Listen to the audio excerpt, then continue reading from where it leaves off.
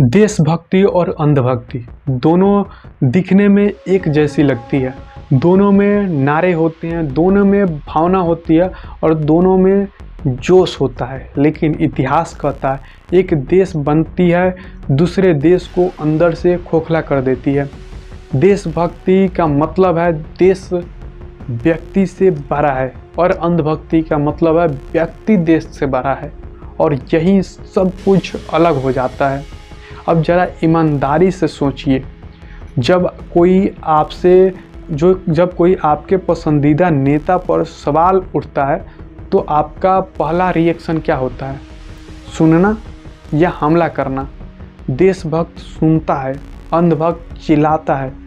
और देशभक्ति गलती मानना सीखता है, अंधभक्ति गलती छुपाना सीखता है। और जो समाज अपनी गलतियां छुपाने लगे वो सुधारना बंद कर देता है। अब इतिहास की एक सच्चाई समझिए, हर तानाशाह देशभक्त की नारे से ही शुरू होती है। किसी ने ये नहीं कहा हम देश को बर्बाद कर देंगे, सब ने यही कहा हम देश को बचा रहे हैं। लेकिन फ़र्क नारों में नहीं होता, फ़र्क सवाल के जवाब में था।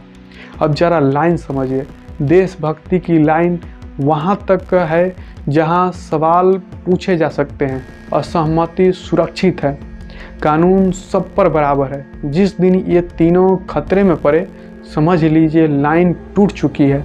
अब अंधभक्ति की पहचान समझिए।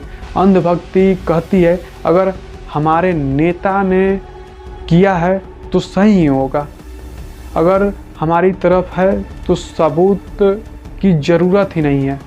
अगर सवाल पूछा तो देशद्रोह देशभक्ति नहीं है, अगर सवाल पूछा तो देशद्रोह होंगे, देशभक्ति ये नहीं है। यह डर का गठजोड़ होता है।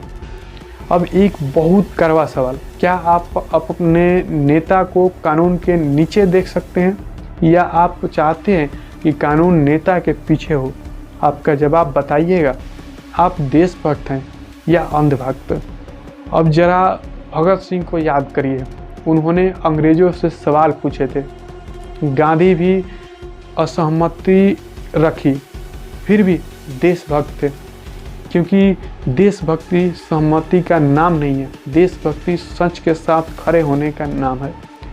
अब एक सबसे ज़रूरी बात, देशभक्ति सरकार बदलने से नहीं बदलती, देशभक्ति सत्ता बदलने से नहीं बदलती, देशभक्ति सिद्धांतों से जुड़ी होती है।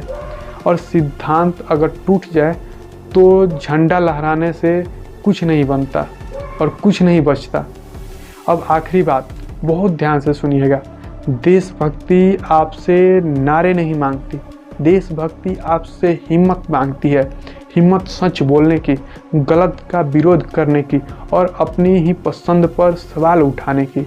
देशभक्ति आसान नहीं होती, अंधभक्ति बहुत आसान है। इसलिए इतिहास में देशभक्त कम होते हैं और अंधभक्त हमेशा ज़्यादा होता है। फ़र्क आप तय कर सकते हैं, तो कमेंट में बताइए। मिलते हैं फिर अगले वीडियो में, तब तक के लिए धन्यवाद।